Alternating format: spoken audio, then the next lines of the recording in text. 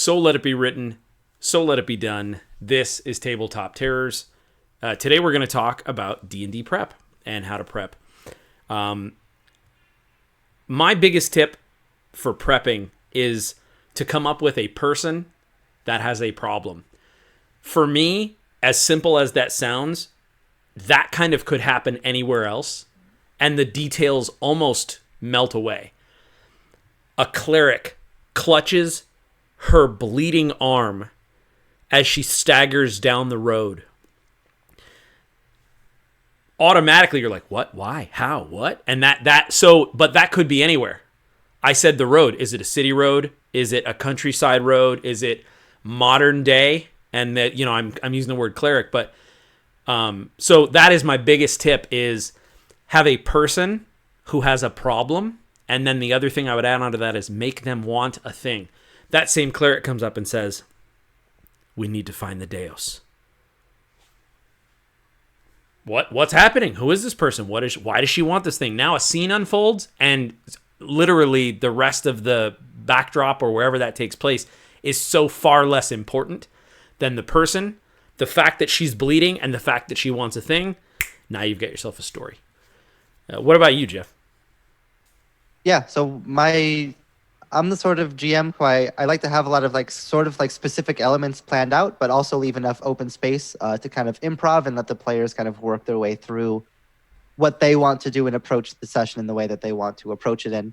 So the way that I found that really helps me is to write out a scene plan, almost in the way that you would write like a movie script. So I have like an opening shot where, okay, we see, the bridge. As we zoom down in, we can see these different environmental elements. And then the party is approaching down one side of the bridge, and they see these other people coming across, and that might just be all the information that I need. And, as far as who specifically those people are or what the party does from there, I kind of leave that all open. But I'll have like 3 or 4 of those scenes per session that I run kind of planned out, where it's like, as they move through the session, here are the sort of big set pieces that I can use to throw in there, so that there's drama, there's encounters for them to deal with, and there's kind of a guiding plan for how the session's going to unfold.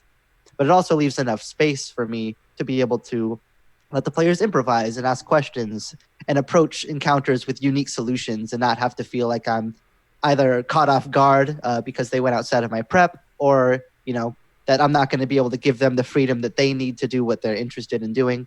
So that's kind of the way that I've found really helps me, is to kind of plan 3 or 4 big scenes completely with like descriptions and, how I'm going to describe the unfolding of the events and, who's going to be involved in the scene.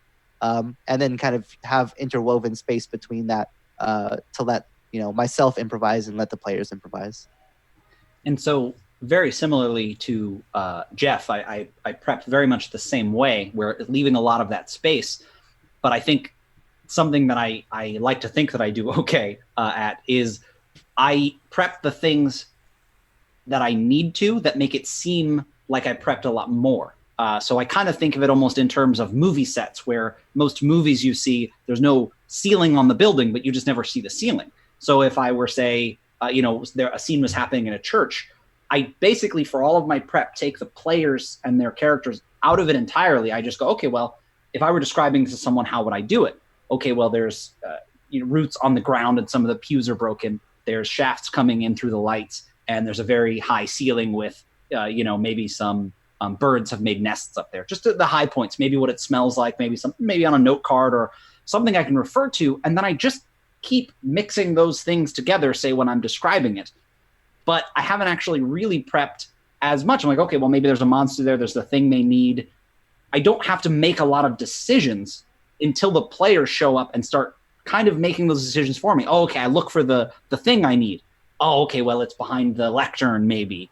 But in describing where it is, I don't tell the players I didn't prep that. I describe their walk to it through the destroyed pews and the high ceilings. And it makes them feel like I have this perfect view of what this church looks like. And really, I've just kind of painted some cardboard sets, and they'll never know that. So I want to try something and just see if this tracks together then. Take the cleric that I mentioned, clutching her arm, looking for this thing called the Deus. And as she's walking down this road, she approaches a church. Across the way, there's a bridge, and there are people approaching over the bridge. So she stumbles into the church, and if you follow, you would see these beautiful streams of colored light from a stained glass window. Some of the panes are cracked out, and birds have made nests. This church is dilapidated. The roots from outside have grown up through the floor. She turns and she looks at you, and she says, "This is where we're going to start looking." So there you go. I've just combined those three elements. That felt very vivid to me. I'm like, oh, that's a story happening right there, you know? And then you mix in the players and what they start to do and how they're involved, and you have yourself a session. Yeah, I think that a lot of times people put a little bit too much on themselves for prep, thinking they need to make sure that if somebody does one thing or another, they have to account for it. But my general style is to take it away from that and kind of let the players drive it, because they can't really go that far. They can't really do that much. So as long as you know just enough, you can very easily improvise by setting yourself up the rest of the details if somebody does something unexpected. Maybe they go to the bridge instead of going into the church with the cleric. Well, you've done the bridge too. Anything between that is a lot less important unless they decide to run off into the woods, in which case they're maybe playing a different game than you are. And one of the things that I think especially works well about sort of the scene that we've painted there, and one of the things that I consider a lot as prepping in general, is there's motivated action across all those scenes.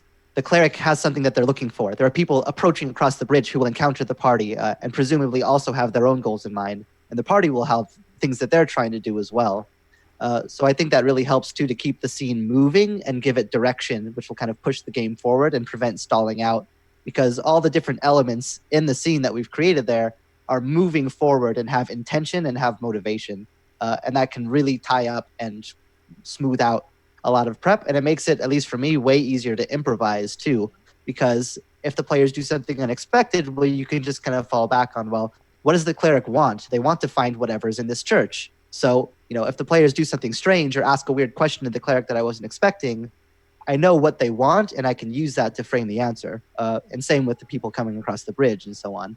So the more I think that you can have motivation and direction going into a scene like that, the more it'll smooth out and flow super easily. So that is just some basic information on prep. We're Tabletop Terrors. We're all about fun, creativity, and tabletop games. So if you like those things, consider subscribing and like this video. As far as a comment, what are your tricks?